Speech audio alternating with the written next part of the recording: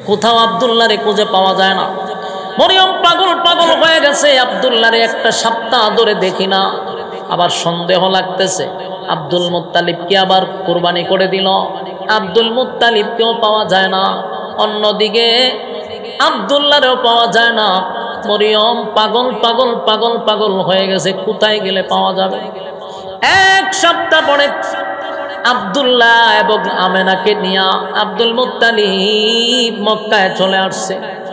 যেই মাত্র মক্কায় আসলো, আব্দুল্লাহ একদিন পরে বাড়ির থেকে বাহির হইছে।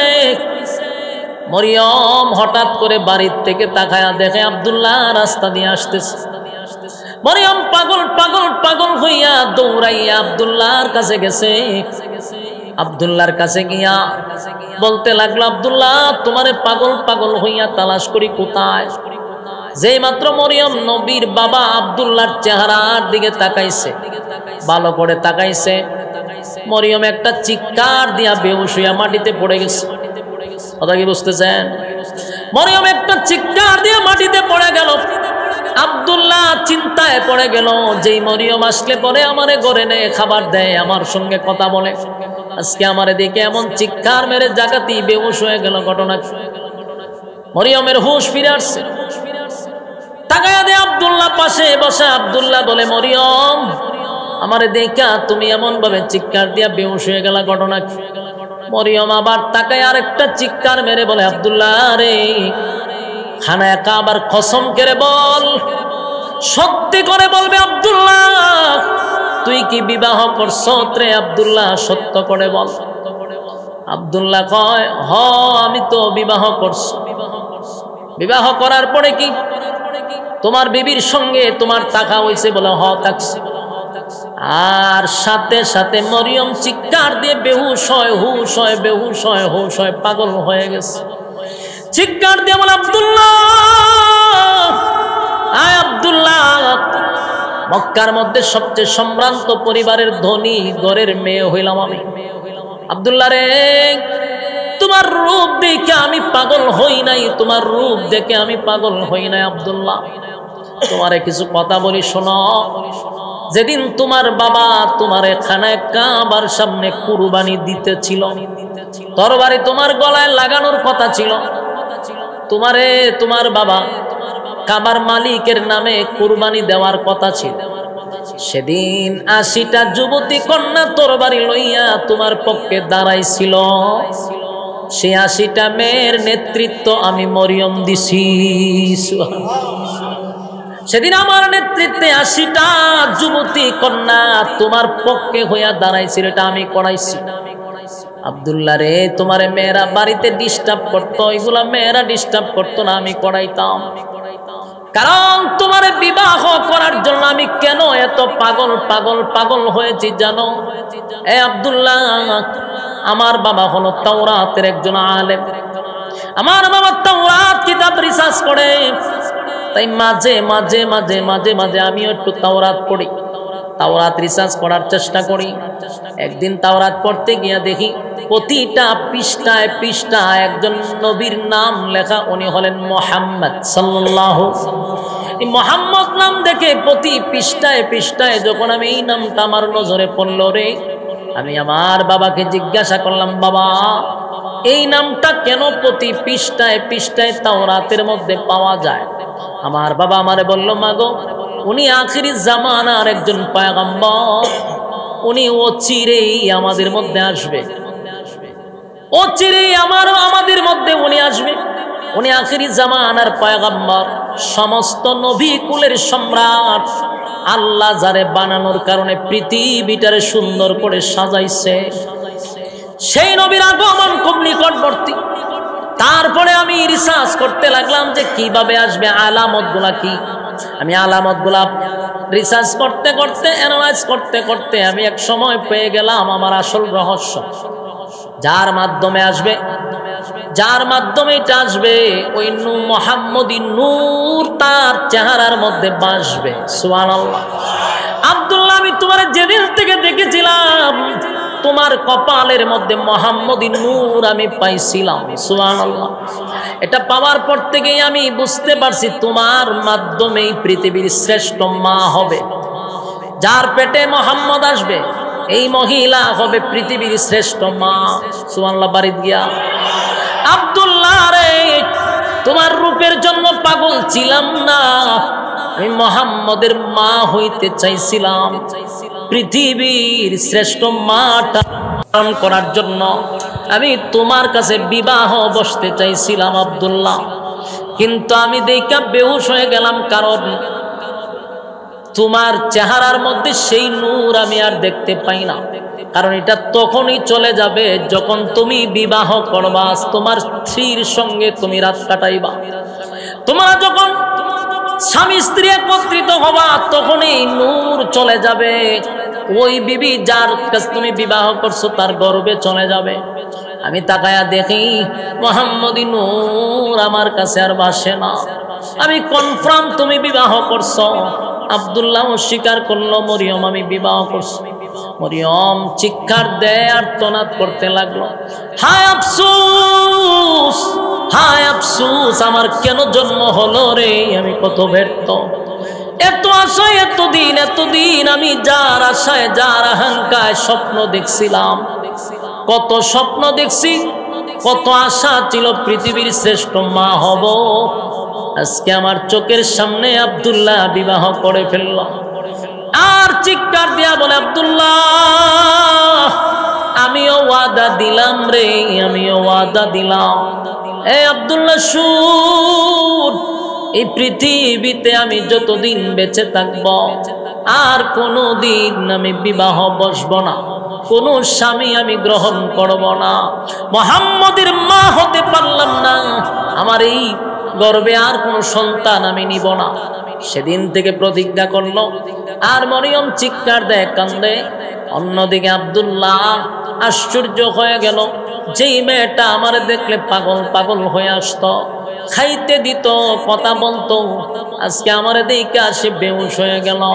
যুবক ভাইরা, অন্যদিকে আমেনার গর্বে সেই মুহাম্মদের নূর চলে গেল। আম্মা জান আমেনা যেদিন ওনার গর্বে রাসূল আরবি সাল্লাল্লাহু আলাইহি সাল্লাম 6 মাস হয়ে গেল, আল্লাহ রাব্বুল আলামিন আমার নবীর বাবাকে দুনিয়া থেকে আল্লাহ বিদায় করে দিল। কথা কি বুঝতেছেন? বিদায় করে দিল। স্বাভাবিকভাবে মৃত্যু হয় না। কেমনে হয়েছে ঘটনাটা বলি। আমেনার বাড়ি কোথায়? শ্বশুর বাড়িতে গেছে বিবিরে লইয়া। 6 মাস চলতেছে, বিবিরে লইয়া মদিনায় গেছে। রাস্তার মধ্যে আব্দুল্লাহ মারা গেল। সেখানে আব্দুল্লাহকে দাফন কাফন করা হলো, মাটি দিয়া দিল। আমেনা এখন স্বামী হারাইল। আব্দুল মুত্তালিব নিজের সন্তান হারাইয়া পাগলের মতো হয়ে গেল। আমার সন্তানটা দুনিয়া থেকে বিদায় হয়ে গেল, সন্তানের মুখটা দেখেও যেতে পারল না। যুবক চলে গেল আব্দুল্লাহ। এবার আমেনা একা ঘরের মধ্যে, তাকে কোথাও বাহির হয় না। চিন্তা করেন, পয়গম্বর দুনিয়াতে আসার কিছু মাস আগে আব্দুল মুত্তালিব একদিন রাসূলের দাদি, মানে আব্দুল মুত্তালিবের বউ রাসূলের দাদি জিজ্ঞাসা করলো, আমার ছেলের বউ তো বিধবা, স্বামী নাই, আমার ছেলের বউয়ের স্বামী নাই, বিধবা, হামেলা অবস্থায় আছে, কিন্তু আমার কাছে মানুষ বিচার দেয়, আমার লজ্জা লাগে।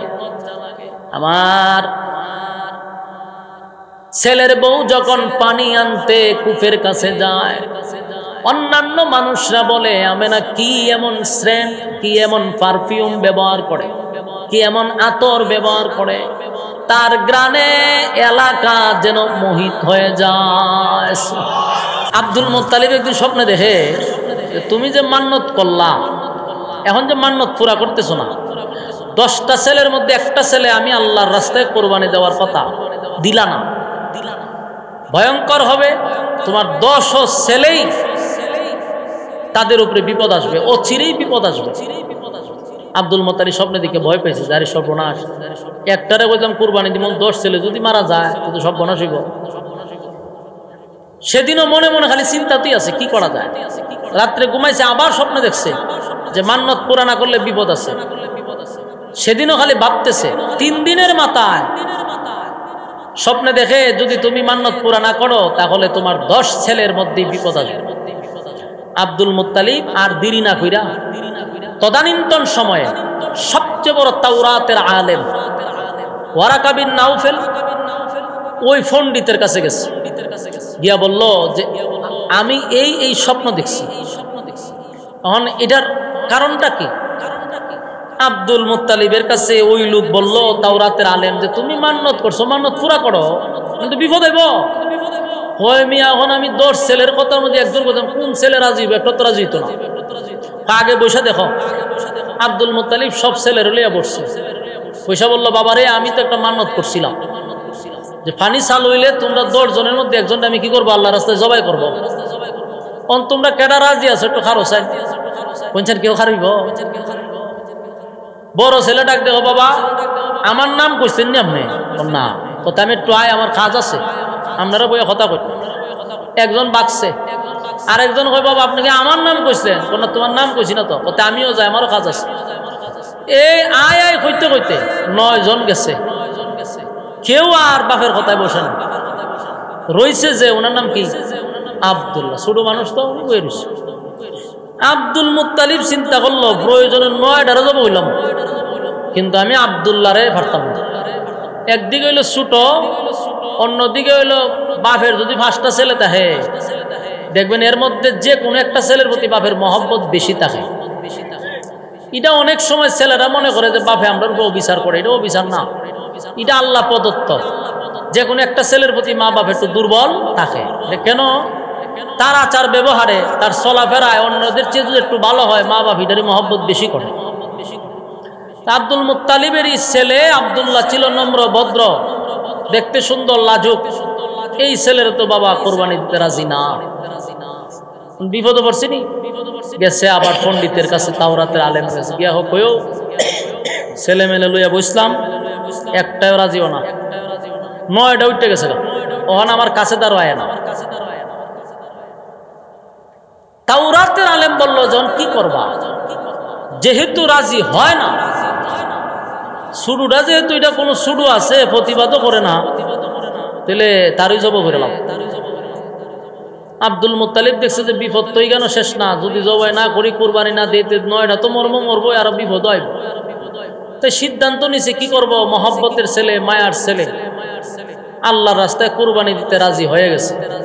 আব্দুল্লাহকে আল্লাহর রাস্তায় কুরবানি দিবে।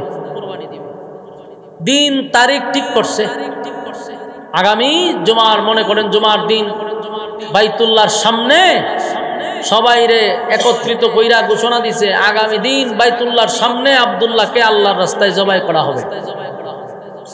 এই কথা শুননা মক্কার মানুষ আর কেউ ঘরে বইয়ে রয়েছে না, সব আইছে, চতুর্দিক দিয়ে ঘেরাও করে রাখছে মানুষ। তাওরাতের আলেম আসছে, আব্দুল্লাহকে জবাই করবে। তরবারি নিচে আব্দুল্লাহরে সাজায় উজায় আনছে, তরবারি নিচে হাতে, তরবারি হাতে নিয়ে যখন আব্দুল্লাহরে শোয়া জবাই করবে, তাকায়া দেখে 80 থেকে 90টা যুবতী মাইয়া তরবারি লিয়া হারিয়েছে। হারিয়া আব্দুল মুত্তালিবের গলার ধরছে, ধরে কয় রে আব্দুল মুত্তালিব, তোর 9 ছেলেরে জবাই করে লাভ, বাধা দিব না। কিন্তু আব্দুল্লাহর শরীরে যদি খালি টাচ করা হয় মক্কা আগুন লাগাই দিব। কথা বুঝতেছে? বলুন বুড়া মহিলা না জোয়ান, একেবারে সব যুবতী মাইয়ারা আব্দুল্লাহর পাশে দাঁড়াইছে, তরবারি লিয়ে আব্দুল মুত্তালিব রে ধরছে, মাইরালাম একবারে। আব্দুল্লাহ শরীরে টাচও করা যাবে না। এটা সব আব্দুল্লাহর প্রতি পাগল ছিল ওই মেয়েগুলা। কেরে পাগল ছিল? আমাদের দেশের ফ্যাম প্রীতি লাগে না, এর কারণ আছে, এটা সামনে গেলে উনতে পারবে বইয়ে থাকলে। এই মেয়েগুলো আব্দুল্লাহর জন্য দেওয়ানা ছিল, পাগল ছিল। আব্দুল্লাহর এই মেয়েগুলা বলছে সাবধান কইলাম, কোনোভাবে আব্দুল্লাহরে কোরবানি দেওয়া যাবে না। আব্দুল মুত্তালিব পড়ছেনি বিপদ, জিগাইলো ওয়ারাকা বিন নাওফেল কিতা করো এখন করবোটা কি দেখছো নি মাইয়া ফানে কি শুরু করছে এই আন্দোলন যে মাইয়া ফানে করবো হয়তো আমি জানি না এই অসিব্য মাইয়া ফান গুলা আইয়া আমার গলার মধ্যে তরবারি ধরছে শরম বরম নাই আমার ফুলার লেগে আমার গলার ধরছে ছুরি তো কি পরিমাণ ভাগ হলো আমার ফুলার লেগে আব্দুল মুত্তালিব এখন করতামটা কি তাওরাতের আলেম হয়তো একটা কাজ করো জবাই তো করতে পারত না তোমার গর্দান হাঁটে লেবো মাইয়া ফানে তখন কি করো একটা লটারি মারো লটারি কি বলে আব্দুল্লাহরে এক পাশে রাখবা আর এক সাইডে 100টা উট রাখবা 100টা উট কয়টা উট বুঝুন নি 100টা উটের দাম কত কোটি টাকা হইব কোটি টাকা 100টা উটের দাম বর্তমান বাজারে 20 টাকার উপর হইব তো একটা উট আমি যদি ভুল না করে থাকি তাহলে 2-2.5 কোটি টাকা 2-2.5 লাখ টাকার মতো হওয়ার কথা তাহলে এরকম 100টা উট এক বাজু আর একদিকে হলো আব্দুল্লাহ লটারি লাগাইছে যদি উডের নাম উড়ে তাহলে 100 উট আল্লাহ রাস্তায় কুরবানি দিয়ে দিব অন লটারি টান দিছে সব মেয়েরা রাজি কয়টা রাজি লটারি ধরেন সবাই বইছে লটারি টান দিছে প্রথম লটারিতে আব্দুল্লাহর নাম আসছে আমার কথা আপনারা বুঝুননি আপনারা আমার কথা আজকে এমনি উনন লাগবো কিছু করার নাই কথা বুঝতেছেন আমার যে খামের লাগে দাওয়াত দেয় এই খাম হইতো না আমি সিল্লি দিব তো মাইকও সিল্লি দিব ওখানে আমার ভোল্টেজ বাড়াইছি না ওই দেখেন আওয়াজ একটু বাড়াইলে টং টং করে কি টং টং এ সাউন্ড হন যেত হ্যাঁ এই জন্য এইভাবেই শুনতে হইব কিছু করার নাই আমার মাল মেটিস বালা দিলেন না আমি বেরিতাম বেডও বালা না বলও বালা না তো সবকা দিবেন কেমনে আজকে আপনার টেস্ট খেলেন বল বুঝেন এটা স্প্রিং না ফাস্ট বল বুঝা বুঝা খেলেন কিতা করবে কপাল খারাপ আচ্ছা মনোযোগ দা শুনেন এখন লটারি মারছে বলুন তো দেখি এক সাইডে কয়টা উঠ 100 আর আব্দুল্লাহ এক সাইডে লটারি টান দিছে উঠছে কি আব্দুল্লাহর নাম সবাই একজনের ভাই একজন চাই ঘটনা কিতা কয় আবার মারো ভুলে উঠছে আবার দিছে আব্দুল্লাহর নাম 3 বার দিছে আব্দুল্লাহর নাম এখন কয়খন কি করেন ঠিক আছে 10 বার মারো টানা 10 বার লটারি দিছে 10 বার আব্দুল্লাহর নাম উডের নাম আসেই না সবাই আরেকজনের ভাই একজন চায় কিতা করো লাভ নাই আবার মারো আবার দিছে 10 বার শুধু আব্দুল্লাহর নাম উটের নাম উড়েই না 10 বার গেল 20 বার গেল 50 বার গেল শুধু আব্দুল্লাহর নামই আসে কোনোভাবেই উটের নাম আসে না তাওরাতের আলেম কয় কি করো না মারতে থাকো একবার উঠলই 60 বার 70 বার 80 বার দিছে খাম হয় না 99 বার গিয়া থামছে 99 বারও আব্দুল্লাহর নামই আসে এখন পূর্ণ সিদ্ধান্ত হইছে যে 99 বার যেহেতু আব্দুল্লাহর নাম আসছে আরেকবার আব্দুল্লাহর নাম আসলে আমরা কুরবানি দিতে বাধ্য হব কারো রক্তচক্ষু আমরা বই পাবো না পুরা কররা বার্তা দিছে যে খাম হইতো না যেহেতু 100 বার দিছি মাইয়া ভানে যে আন্দোলন করছো তোমরা আন্দোলনের কারণে আমরা কর্মসূচি মাইনা নিছি আমরা 99 বার লটারি দিছি গুরায় তো আব্দুল্লাহ নামে আর কিতা করতাম ঠিক আছে এখন ফাইনাল এখন আব্দুল্লাহরে আমরা জবাই করব 99 বার মাথায় মাইয়া ভানে আবার হারিছে কথা বুঝতেছেন মাইয়া ভান আবার তরবারে ঘুরাইতে ঘুরাইতে ঘুরাইতে আব্দুল্লাহর বাপ আব্দুল মুত্তালিবের গলা ধরে লিছে হ্যাঁ 99 কেরে 99,000 বার যদি আব্দুল্লাহর নাম উঠে কসম খোদার আব্দুল্লাহকে আমরা কুরবানি করতে দিব না সুবহানাল্লাহ বাড়ি দিয়ে কইবে আব্দুল মুত্তালিব চিন্তায় পড়ে গেছে এখন করণ কি কতন ভরে ভরে গুতায় ওই তাওরাতের আলেম রে এই মেয়ে আমার পক্ষে কিছু কও তোমার হলে ইতি পরামর্শ করলাম এখন যে আমার মারতো আসে তাওরাতের আলেম ঘোষণা দিল কোনো কিছু করার নাই যদি এখন 99 বার 100 বারের মাথায় যদি আব্দুল্লাহর নাম আসে তাহলে তারে কুরবানি করা ছাড়া আর কোনো মাসলা নাই কিন্তু মহিলারা যুবতী কন্যারা তরবারিটা হাতে লইয়া দাঁড়ায় আছে আব্দুল মুত্তালিবের উপরে রাগ কইরা যে 99 না 99,000 বার হইল আমরা কিন্তু ছাড়ব না। 99 বার হইল, 99,000 বার হইল আব্দুল্লাহরে জবাই করতে দিব না, এখন যা মনে চায় তা কর। এবার 100 বার লটারি যখন টান দিল, আল্লাহর কুদরতে উটের নাম উঠে আসছে। কতবারের সমান? 100 বার মানে 99 বার আব্দুল্লাহর নাম, আর একবার আসছে উটের নাম। সবাই খুশিতে আনন্দে লাফাইতেছে। যাক, একবার তো উঠছে, এখন 100 উট আল্লাহর রাস্তায় কুরবানি করছে। আব্দুল্লাহরে বাঁচাইয়া দিল, আব্দুল্লাহরে কুরবানি হতে দিল না। আব্দুল্লাহর বয়স বাড়তেছে, মেয়েরা তার প্রতি আকর্ষণ বাড়তেছে। রাস্তাঘাটে আব্দুল্লাহ যাইতে পারে না, মাইয়ারা ডিস্টার্ব করে, ইফটিজিং করে। এখন যেমন ফুলা ফানে মাইয়ারা ইফটিজিং করে না, তোমার কথা কানা দিই। এক মাইয়া স্কুলে যায়, 3টা পকাটে দেখবেন, এখানে হত্যান খারো, ওইখানে হত্যান খারো, সামনে তো যায় কিতা করে কিতা না, এটারই কয় ইফটিজিং না কিতা, এর চেয়ে আর বেশি বুঝি টুঝি না। রাস্তা দেয়া গেলে মাইয়ারা ডিস্টার্ব করে, হয় তোমার ভালোবাসি অথবা কুস্তাদ দেয় অথবা গিফট করে রাস্তাতে হারিতে হয়, এটা তো এটা না ইফটিজিং না, ফিটা তুলে দিরা ফিটা ওটা দেয় না, ডিস্টার্ব করে, এটার নাম ইফটিজিং। তো এই ডিস্টার্ব করে কি আব্দুল্লাহ রাস্তা দিয়া গেলে মাইয়া ফানে কয়, আব্দুল্লাহ তোমার ভাই কয়জন? আব্দুল্লাহ কয়, আমার ভাই তো আমরা 10 জন। দেখছো নি 10 জন? যদি মনে করো তোমার বাপের সম্পত্তিটা বাক করে পাইবানি, উদ্দুর ভাইবা কিতা করো এটা দিয়া, আমারে বিয়া করো, সব জ্বালামো, বাপের যা সম্পদ আছে, এরকম অফার দেয়। ওয়ারাকা বিন নাউফেল যিনি সবচেয়ে বড় আলেম তাওরাতের, ওই তাওরাতের আলেমের মেয়ের নাম ছিল মরিয়ম। এই মরিয়ম ছিল এক বাবার এক মেয়ে, অঢাল সম্পত্তি। ওই মরিয়ম আব্দুল্লাহর প্রেমে পাগল হয়ে গেছে। আব্দুল্লাহরে দেখে মরিয়ম এত পাগল, এত পাগল, আব্দুল্লাহ যেখানে যায় মরিয়ম সেখানেই যায়। আব্দুল্লাহর রাস্তায় বলে, আব্দুল্লাহ রে, তোমার আব্বারে বলো না আমার সঙ্গে তোমার বিবাহ করায়া দিতে। আমি এক বাবার এক মেয়ে, সম্পত্তি যা পাবো সব তোমাকে লিখে দিব, কিন্তু তোমার বাবারে বলো আমার সঙ্গে তোমার যেন বিবাহ করায়া দেয়। নবীর বাবা আব্দুল্লাহ এত লাজুক, শরমে লজ্জায় উনি মাটির মধ্যে তাকায়া থাকতেন, বৈশা যাইতেন শরমে, এত লজ্জা পাইতেন। কিন্তু মেয়েরা রাস্তাঘাটে উনারে ডিস্টার্ব করত। ছেলে হইল একটা, বাকি সব ছেলেরা রয়ে গেছে, কিন্তু বিয়ার আলাপ যায় সব শুরুটার লেগে। আব্দুল মুত্তালিব পাগল হয়ে যায়, আরে ফুলা আমার একটা, তখন বিয়ার আলাপ হয় হেতের লেগে। আব্দুল মুত্তালিব পড়ছে বিপদে।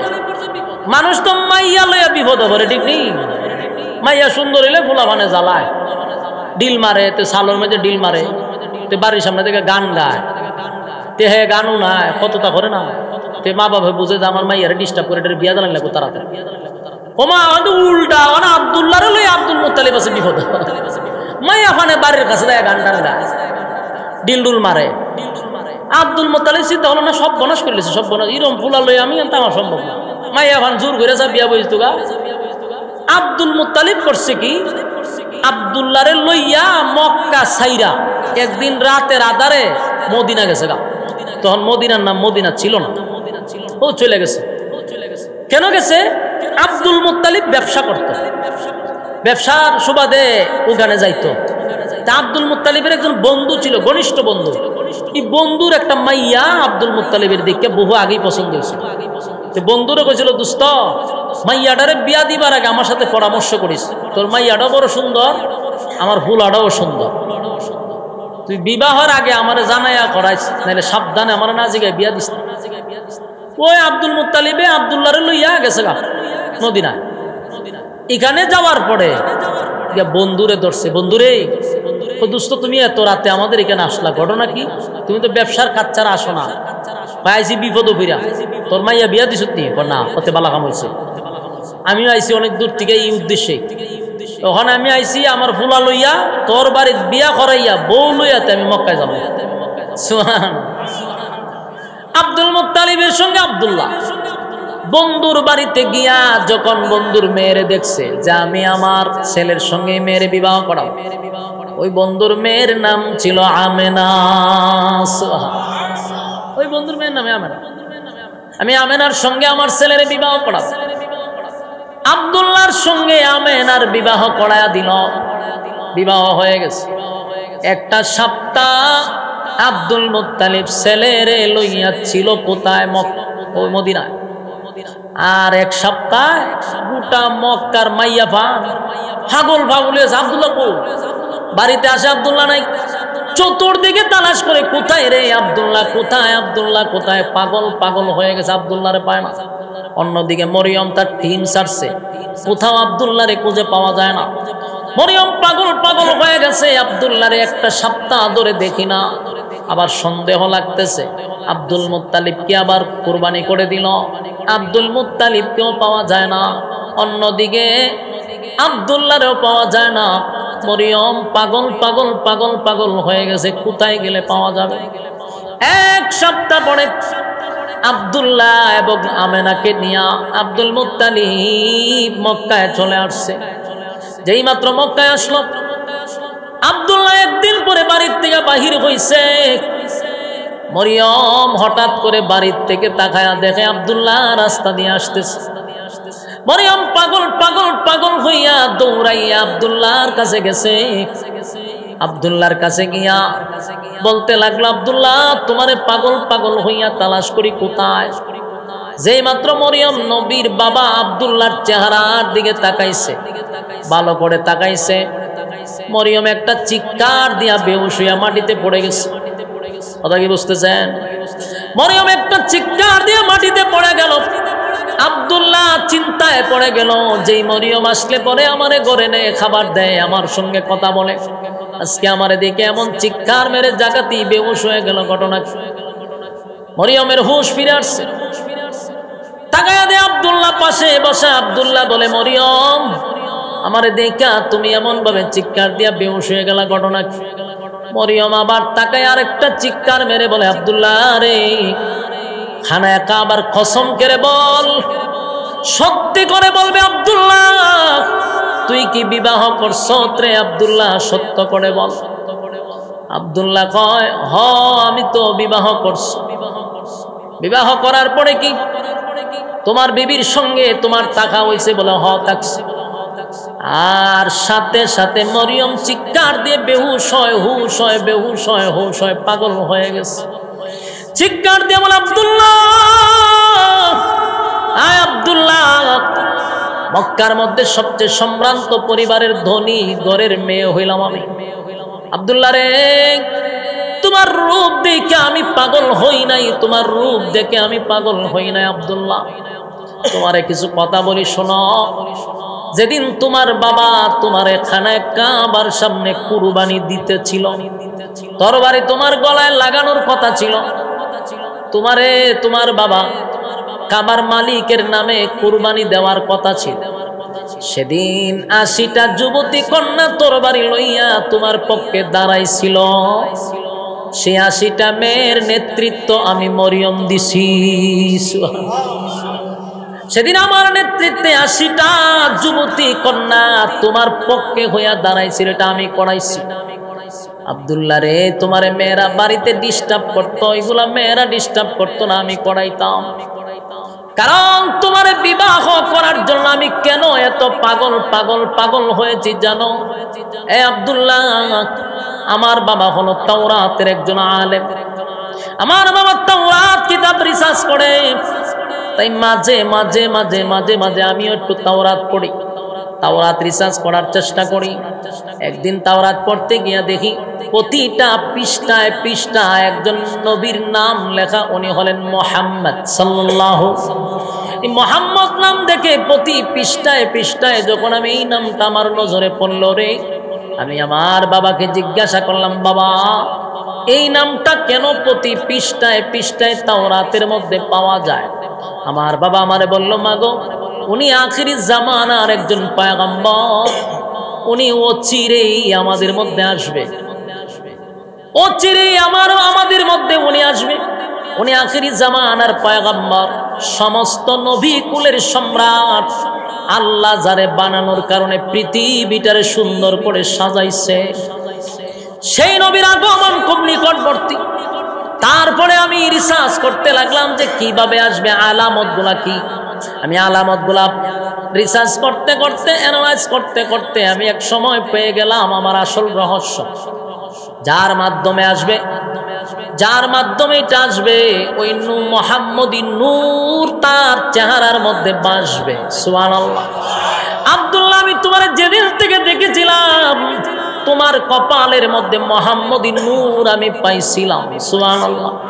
এটা পাওয়ার পর থেকেই আমি বুঝতে পারছি তোমার মাধ্যমেই পৃথিবীর শ্রেষ্ঠ মা হবে। যার পেটে মুহাম্মদ আসবে, এই মহিলা হবে পৃথিবীর শ্রেষ্ঠ মা। সুবহানাল্লাহ। বাড়িতে গিয়া আব্দুল্লাহ রে, তোমার রূপের জন্য পাগল ছিলাম না, আমি মুহাম্মদের মা হইতে চাইছিলাম।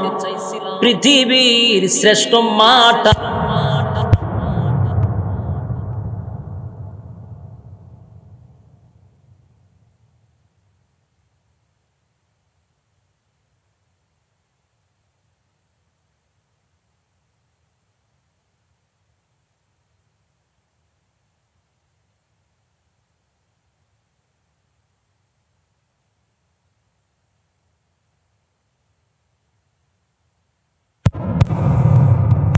করার জন্য আমি তোমার কাছে বিবাহ বসতে চাইছিলাম আব্দুল্লাহ, কিন্তু আমি দেখা বেহুশ হয়ে গেলাম, কারণ তোমার চেহারার মধ্যে সেই নূর আমি আর দেখতে পাই না। কারণ এটা তখনই চলে যাবে যখন তুমি বিবাহ করবা, তোমার স্ত্রীর সঙ্গে তুমি রাত কাটাইবা। তোমরা যখন স্বামী স্ত্রী একত্রিত হবা, তখনই নূর চলে যাবে। ওই বিবি যার কাছে তুমি বিবাহ করছো তার গর্বে চলে যাবে। আমি তাকায়া দেখি মুহাম্মদী নূর আমার কাছে আর বাসে না। আমি কনফার্ম তুমি বিবাহ করছো। আব্দুল্লাহ স্বীকার করলো, মরিয়ম আমি বিবাহ করছি। মরিয়ম চিৎকার দেয় আর তনাদ করতে লাগলো, হায় আফসোস, হায় আফসোস, আমার কেন জন্ম হলো রে, আমি কত ব্যর্থ। এত আশায় এতদিন আমি যার আশায় যার আকাঙ্ক্ষায় স্বপ্ন দেখছিলাম, কত স্বপ্ন দেখছি, কত আশা ছিল পৃথিবীর শ্রেষ্ঠ মা হব।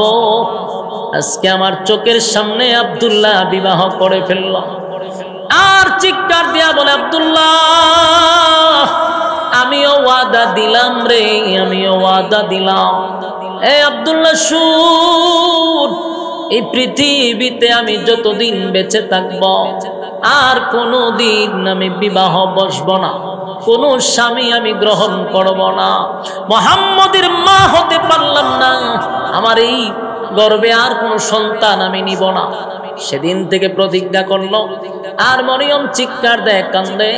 অন্যদিকে আব্দুল্লাহ আশ্চর্য হয়ে গেল, যেই মেয়েটা আমার দেখলে পাগল পাগল হয়ে আসতো, খাইতে দিত, কথা বলতো, আজকে আমার দেখে আসে বেহুশ হয়ে গেল। যুবক ভাইরা, অন্যদিকে আমেনার গর্বে সেই মুহাম্মদের নূর চলে গেল।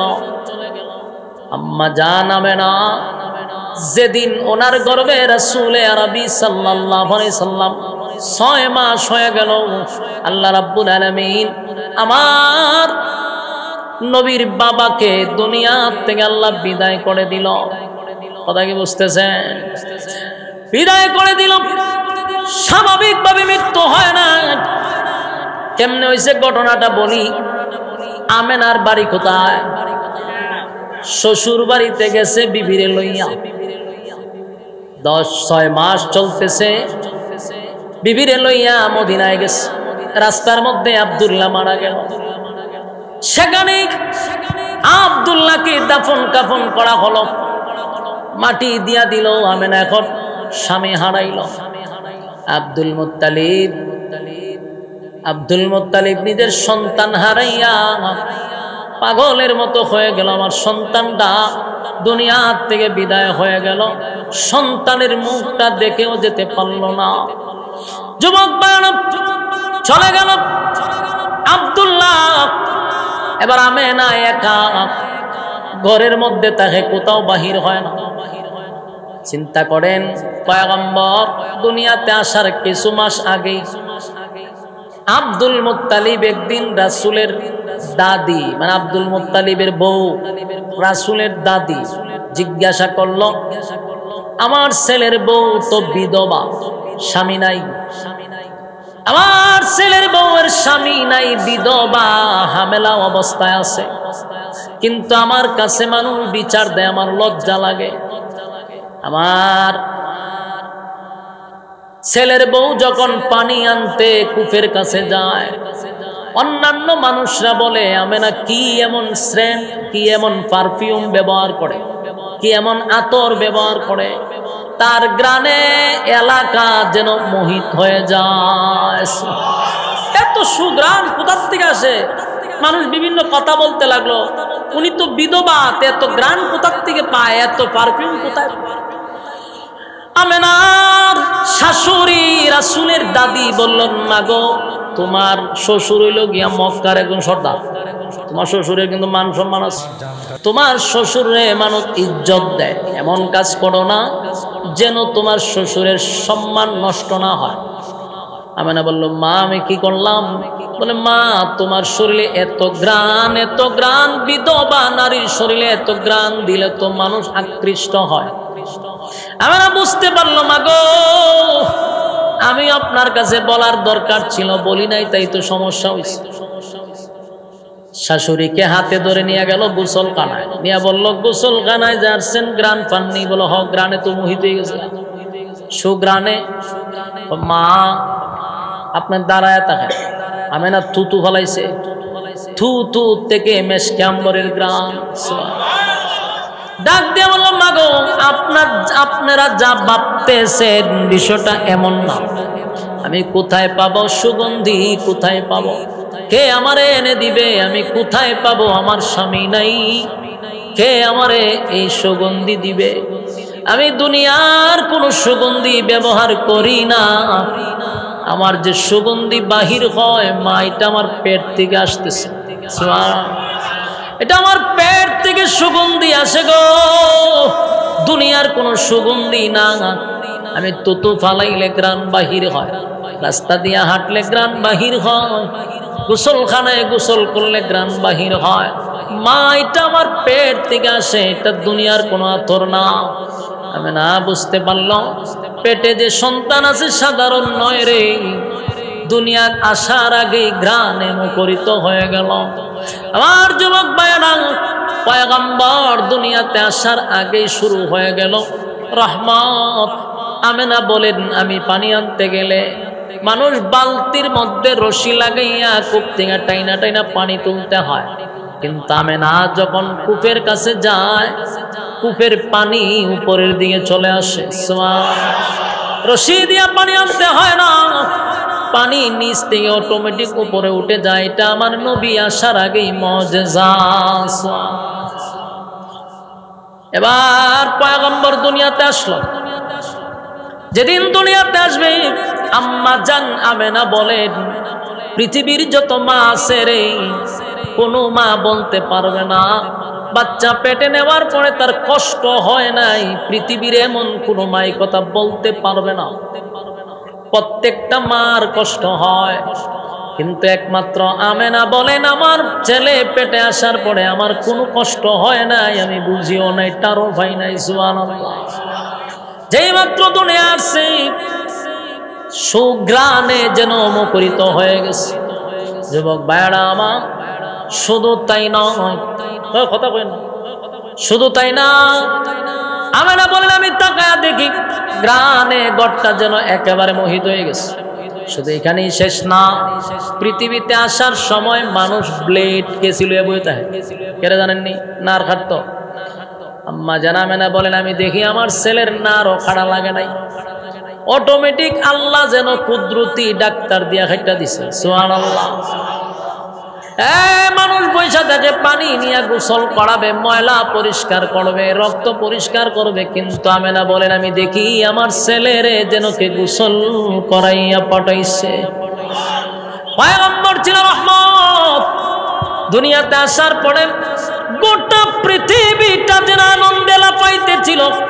আসমান জমিন খুশি, সূর্য চন্দ্র খুশি, এই ফেরেশতা কুল খুশি। আল্লাহ বলেন আমার বন্ধু আসার কারণে সমস্ত ফেরেশতাদেরকে আজকে আনন্দ করার জন্য আমি ছুটি দিয়া দিলাম। নবী আসার কারণে সবাই খুশি। আজকে একদল মানুষ বলে আমাদের আলেমরা নাকি ব্যাপারে খুশি না। হয় নবী আসছে কওমি আলেমরা খুশি না, না তুই খুশি? হ্যাঁ হয় আর খুশি না তো তুই খুশি নি? তুই কি তা করো? নবীর নামে দিয়া নবী আইছে এই আগমনে কেক কাটে, কেক কাটার কেক কেটটা খুশি আনন্দ। নবীর আগমনে ডুল বাজনা বাজায়, তাই না? আনন্দ মিছিল করতেছে, ডিজে গান গায় নবীর আগমনে। ওমা আমি নিজে দেখছি তো, বিশ্বাস করেন না? ওই ফিকাবের মধ্যে খালা টুপি খালা পাঞ্জাবি লাগাইয়া ডুল লইয়া বাইরিতেছে নবীর আগমনে, এটা বলে খুশি। মানে এটার বিরুদ্ধে আল্লাহ দেখছেন নি নবীর দুশ্মন। তুই হারাম কাজ করতেছ, দিলাম বাধা, হয় এটা নবীর দুশ্মন। মানুষকে কি পরিমাণ ব্ল্যাকমেইল করে দেখছেন? হয় এরা নবী দেখতারা না। নবী আসার পরে কি আল্লাহ কইছে ডুল বাজনা? বন্ডগোলা মানুষটা এইভাবে আস্তে করে সরায়, দেখছত নি নবীর আগমনে খুশি না। অথচ আমরা এইভাবে বলি নবীর আগমনে আমি কেন? আসমান জমিন সূর্য চন্দ্র গ্রহ নক্ষত্র সবাই তো খুশি, কথা হয় না? ফেরেশতা কুল খুশি, সমস্ত সৃষ্টি জগৎ নবীর আগমনে খুশি। আল্লাহ জিবরাইলে পাঠাইছে, পাঠাইয়া রাসূলকে কিছু সময়ের জন্য নিয়ে গেছে। কই নিয়ে গেল? বলে আসমান জমিন সূর্য চন্দ্র আল্লাহর সৃষ্টি জগতের সাথে নবীরে পরিচয় করাই দিছে। নেক্সট টাইমে যেন সৃষ্টি জগৎ বলতে না পারে ওনারা আমরা চিনি না, তাই আল্লাহ আগেই পরিচয় করাইয়া দিছে। এটা আমার বন্ধু, ভালো করে চিনা রাখো। সুবহানাল্লাহ। চিনাইছে নবী আসছে দুনিয়ায়, আসার পরে 40টা বছর পর্যন্ত মক্কায় ছিল। কত বছর? মানে নবুয়তের আগ পর্যন্ত 40টা বছর তাদের সঙ্গে শিশুকাল যৌবনকাল সব কাল তাদের সামনে রাসূল ছিল। মক্কার লোকের সামনেই তো রাসূল বড় উঠছে, শিশুকালও দেখছে, তারা যৌবনকালও নবীর দেখছে। 40টা বছর নবী উঠা বসা করছে। একটা মানুষ মক্কার একটা বারো বলতে পারে নাই এই মুহাম্মদ কারোর সঙ্গে বেয়াদবি করছে। সুবহানাল্লাহ। কারোর সঙ্গে চোখ রাঙায় কথা বলছে, কাউর সাথে কোনোদিন নবী মিথ্যাও বলে নাই, মিথ্যা বলার বাহানাটুকু নবী করে নাই। কথা কি বুঝতেছেন?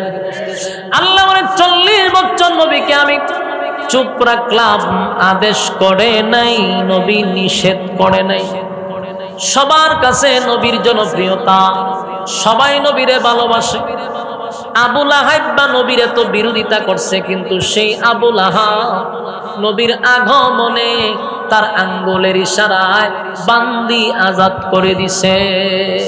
আবু লাহাব নবীর প্রতি এত খুশি, আবু লাহাব 2 ছেলেরে নবীর 2 মেয়ে দিয়ে বিয়া করাইছে। কথা বুঝতেছেন? আবু লাহাব শুধু চাচা ছিল না, মানুষের কাছে আবু লাহাব গর্ব করত, মুহাম্মদ আমার বাতিজা, আমার বাতিজা। মানুষের কাছে বুফাত দিয়ে কইতো এটা আমার বাতিজা, আমার ভাইয়ের বংশ ধরে রাখবে। আমার ভাই চলে গেছে কিন্তু ভাইয়ের বংশ ঠিক আছে। এইভাবে গর্ব করত, মুহাম্মদ আমার বাতিজা, আমার বাতিজা।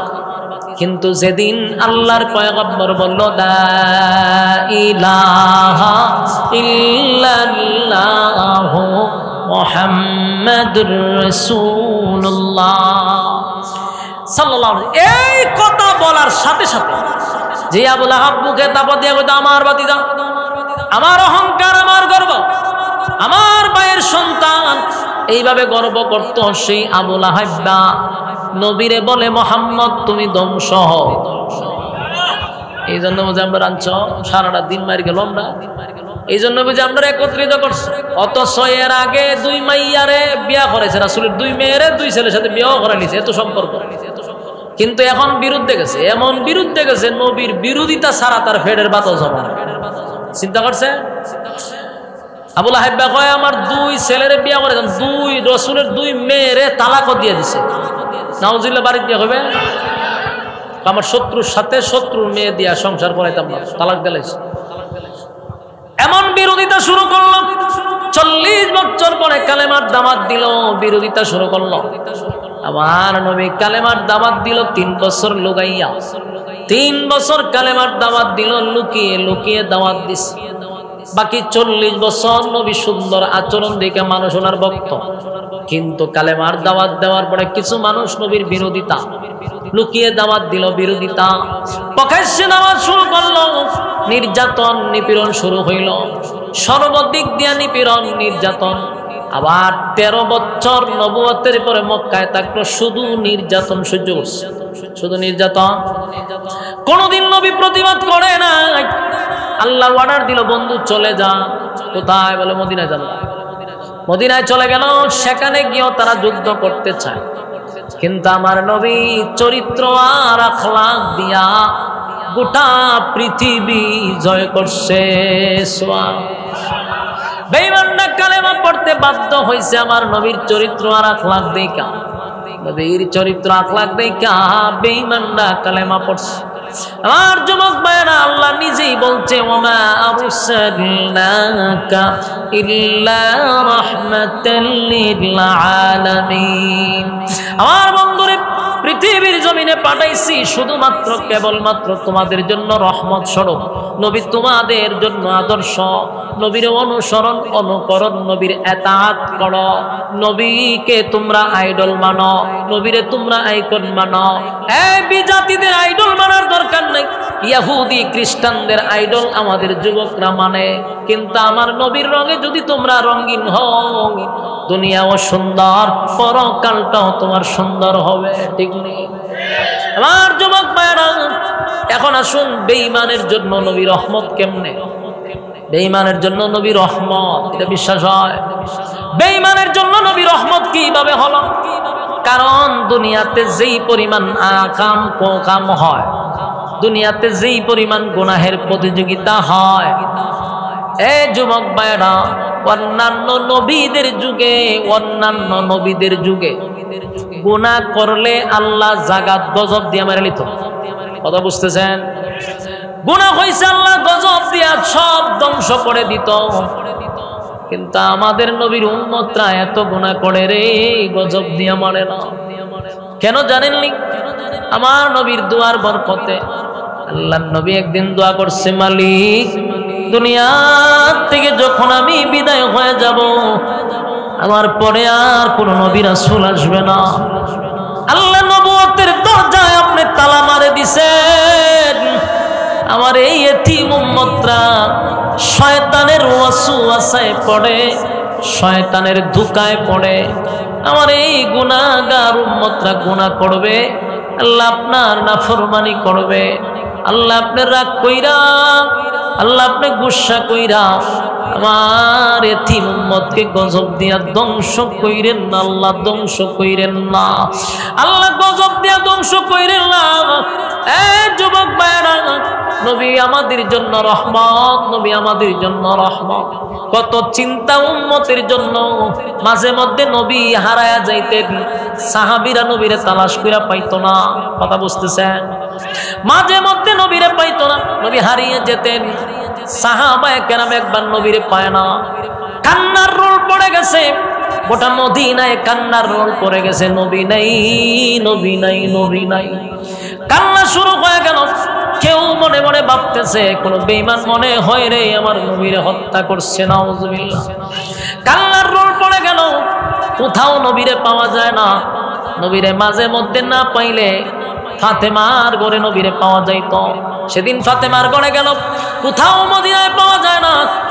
আবু বকর পর্যন্ত খবর হয়ে গেছে, হযরত ওমর পাগল পাগল হয়ে গেছে, কোথাও নবীরে পাওয়া যায় না। আবু বকর পাগল হয়ে গেল, ওমর পাগল হয়ে গেছে, কিরে আমার নবীরে মদিনায় কেন দেখি না? হযরত আলী কান্দে, ওমর কান্দে, আবু বকর কান্দে, বেলাল কান্দে, নবীরে কেন পাওয়া যায় না?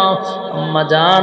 অন্যদিকে আয়েশা সিদ্দিকা রাদিয়াল্লাহু তাআলা আনহা আবু বকরকে ডাক দেয়া বলেন, বাবা আপনারা মেহেরবানি করে পয়গম্বরকে তালাশ করুন, পয়গম্বরকে তালাশ করে বাহির করুন।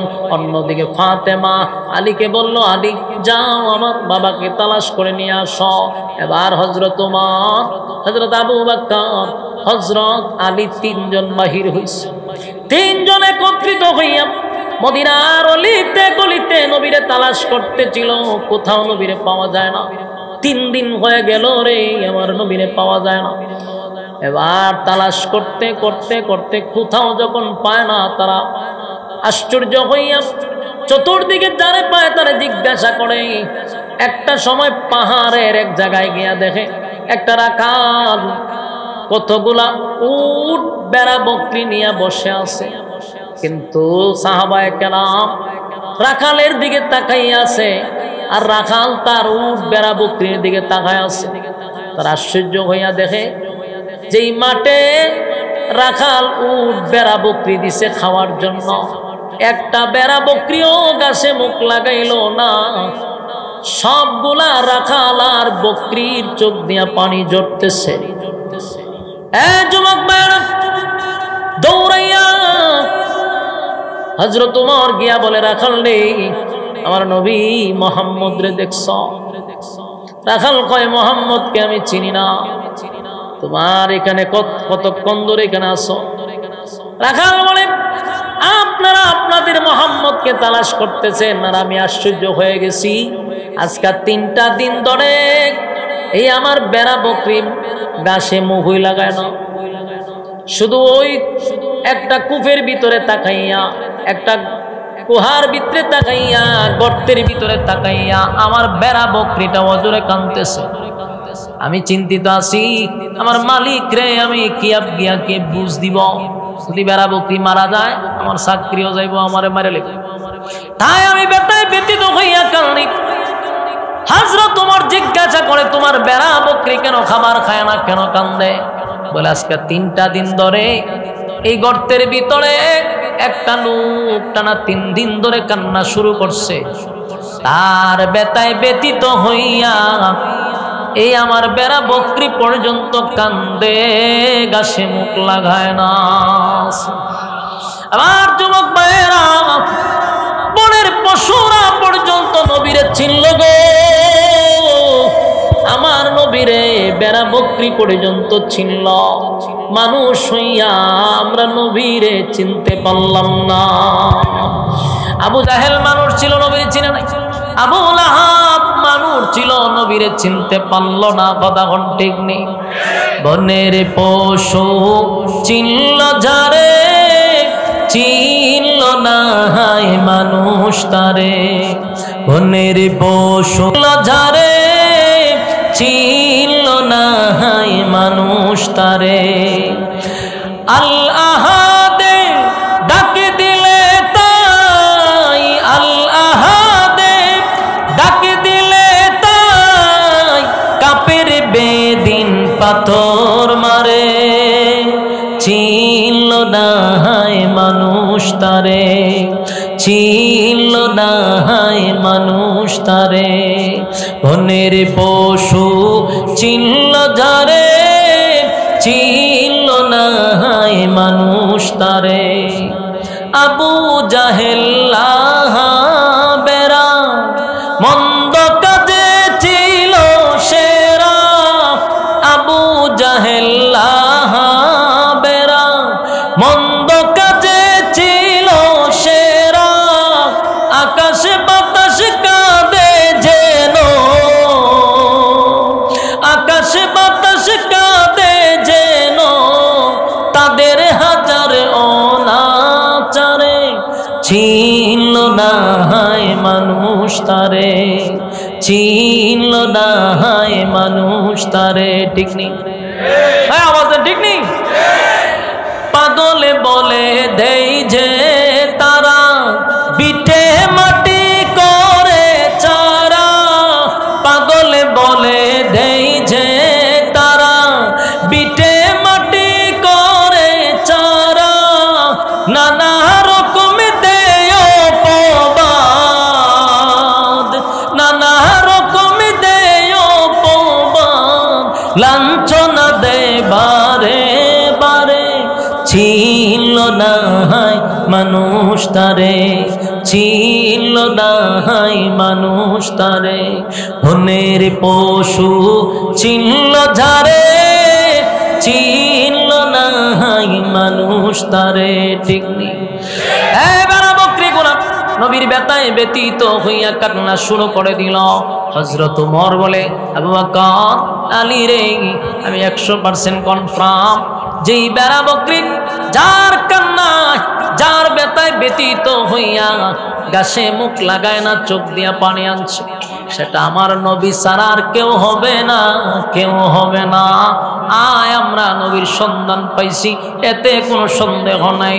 তিনজন সাহাবী গর্তের ভিতরে, পাহাড়ের ভিতরে একটা গর্ত, সেখানে গিয়া দেখে আল্লাহর হাবিব সেজদায় পড়িয়া উম্মতি উম্মতি বলে নবী কাঁদতেছে। নবীর এত কান্না দেখা আবু বকর ডাক দিয়া বলে, নবী গো, মাথা মুবারক তুলেন, কান্দেন না। আমি আবু বকরের জীবনে যত ইবাদত বন্দেগী করছি, সব ইবাদত বন্দেগী আপনার এতিম উম্মতের জন্য আমি দিয়া দিলাম। এরপরও মাথা তুলেন, সুবহানাল্লাহ। আমার যুবক ভাইরা, এরপর নবী মাথা মুবারক তুলে না, নবীর কান্না থামে না। হযরত আবু বকর বলেন, আমি দিয়া দিব। নবী মাথা তুলে না। হযরত ওমর বলে, নবী আমি ওমরের যত ইবাদত বন্দেগী আছে সব আপনার উম্মতের নামে লিখে দিলাম। মাথা তুলেন। নবী মাথা মুবারক তুলে না। এবার আলী বলেন, ওমর রে, আবু বকর যতই চেষ্টা করেন কোনো কাজ হবে না, যতই কান্না কান্দেন কোনো কাজ হবে না। নবী মাথা তুলবে না। আজকে এই বিপদের সময় একমাত্র নবীর কলিজার টুকরা ফাতেমা ছাড়া নবী কোনোদিন মাথা তুলবে না। হযরত আলী সাহাবায়ে কেরামদেরকে লইয়া ফাতেমার দরজার সামনে গিয়া দাঁড়াইছে। হযরত আলীর চোখ দিয়া পানি। ফাতেমা বাহির হইয়া দেখে আলী কান্দে। হযরত ফাতেমা বলেন, আলী আমার আর বোঝার বাকি নাই, তুমিও কান্দো। পর্দার আড়ালে উমরও কান্দে, আবু বকরও কান্দে রে। আমি বুঝতে পারছি বেঈমানের বাচ্চারা আমার বাবারে হত্যা করছে। আলী কেন কান্দস? হযরত আলী বলেন, ফাতেমা আল্লাহর পয়গম্বরকে কেউ হত্যা করে নাই, পয়গম্বর জীবিত আছে। আমার নবী উম্মতের জন্য পাহাড়ের গুহার ভিতরে নবী কান্দে। বহুত চেষ্টা করলাম গো, পারলাম না। দৌড়াইয়া সাহাবায়ে কেরাম ফাতেমা হাসান হুসাইন রাদিয়াল্লাহু তাআলা দুজনকে লইয়া গেল। গিয়া ফাতেমা বলেন, বাবা সেজদার থেকে মাথা তুলেন। গোটা মদিনার মানুষ আপনার বেতায় ব্যতীত হইয়া কান্দে, ছোট ছোট বাচ্চারাও কান্দে, বেড়া বকরিরা পর্যন্ত আপনার বেতায় ব্যতীত হইয়া কান্দে। গোটা মদিনায় মানুষ পাগল পাগল পাগল হয়ে গেছে। 3 দিন ধরে আপনি নাই, পয়গম্বর সবাই খালি বলে নবী নাই, নবী নাই, নবী নাই, সবাই কান্দে। মাথা মুবারকটা তুলেন। আল্লাহর নবী বলেন, ফাতেমা রে, আমি মাথা তুলতে পারবো না। আমার আল্লাহর সঙ্গে আমার এখনো সিদ্ধান্ত চূড়ান্ত হয় নাই। আল্লাহর নবী কান্দে। ফাতেমা বলে, বাবা গো, আমি ফাতেমার জীবনের যত ইবাদত বন্দেগী আছে সব উম্মতরে দিয়া দিলাম। হাসান হুসাইন 3 দিন ধরে খায় না আপনার বেতায় ব্যতীত হইয়া। বাবা মাথা তুলেন। ফাতেমা এরপর নবী মাথা মুবারক তুলে না। ফাতেমা 2টা হাত তুলে আল্লাহর দরবারে কান্দে আর বলে, মালিক, আমার বাবা ছোট থেকে মা হারাইল,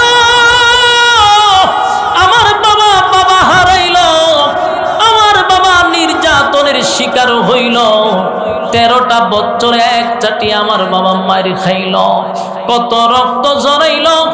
আল্লাহ, আজকে আমার বাবা 3 দিন ধরে উম্মতের বেতায় ব্যতীত হইয়া কান্দে।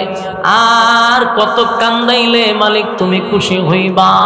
আর আমার বাবারে কত কান্দাইবা? হযরত ফাতেমা যখন কান্না শুরু করলো, আল্লাহ ডাক দিয়া বলে, জিবরাইল রে, আমার বন্ধু যে দরখাস্ত নিয়ে মাঠে নামছে, বন্ধুর কান্না বরদাস্ত করতে পারি না। ফাতেমা কান্দা শুরু করছে। না আর বরদাস্ত করা যায় না। জিবরাইল যা বন্ধুরে সুসংবাদ জানায়া দে, বন্ধু যেন চোখের পানি না ছাড়ে। বন্ধুরে বল, বন্ধু যেন মাথা তুলে। বন্ধুর আন্দোলনের যে মেইন টার্গেট ছিল উম্মত, আমি আল্লাহ সব দাবি দাবা মেনে নিলাম বন্ধুরে মাথা তোলার জন্য। আমার যুবক ভাইরা, শুধু এই কথাটা বুঝাইতে চাই, নবী আমাদের জন্য কত রহমত, নবী আমাদের জন্য কত রহমত। জিকির করেন লা ইলাহা ইল্লাল্লাহ, লা ইলাহা ইল্লাল্লাহ, লা ইলাহা ইল্লাল্লাহ মুহাম্মাদুর রাসূলুল্লাহ সাল্লাল্লাহু। কথাটা আমি বুঝাইতে চাচ্ছিলাম, বলুন আমার নবী আমাদের জন্য কত রহমত, কত রহমত, কত রহমত। আল্লাহ বলেন ওয়ামা আরসালনাকা ইল্লা রাহমাতাল লিল আলামিন, বন্ধুরে রহমত স্বরূপ পাঠাইলাম। দেখেন 3 দিন ধরে আল্লাহর নবী কান্নার বলে, মালিক আমি দুনিয়ার থেকে বিদায় হয়ে যাব, এই পৃথিবী ছেড়ে আমি চলে যাব। আমি জানি আমার পরে কোনো নবী আপনি পাঠাবেন না, কোনো রাসূল আপনি পাঠাবেন না। নবুয়তের দরজার মধ্যে আপনি তালা মারে দিলেন, আর কোন নবী রাসূল দুনিয়ায় আসবে না। মালিক আমি যদি দুনিয়ার থেকে বিদায় হয়ে যাই, মালিক আমার গুনাহগার উম্মতের কি অবস্থা হবে? আমার গুনাহগার উম্মতের চূড়ান্ত সিদ্ধান্ত না হলে আমি মাথা মুবারক তুলব না। আল্লাহ তখন বন্ধুরে সান্ত্বনা দিয়া বলে, বন্ধু কেন্দেন না, ওয়াদা দিলাম আপনার গুনাহগার উম্মতরা গুনাহ করলে পড়ে আমি আল্লাহ একসাথে রাগ করে সব উম্মতকে ধ্বংস করে দিব না। এই কারণে আজকে ইহুদি বলেন আর যত বিধর্মীরা বলেন, মুসলমান বলেন, এত অন্যায়, এত অপরাধ করার পরেও, এত গুনাহ করার পরেও, এত পাপাচার করার পরেও আমার মালিক আমাদেরকে ধ্বংস করে দেয় না। কথা কন, এই আপনারা লড়াচড়া করতেছেন কেন? 5 মিনিট বসেন, এতক্ষণ বসেন আর 2 মিনিট বইতে পারবেন, বন লড়েন না। এই মনোযোগ দিয়ে শুনেন।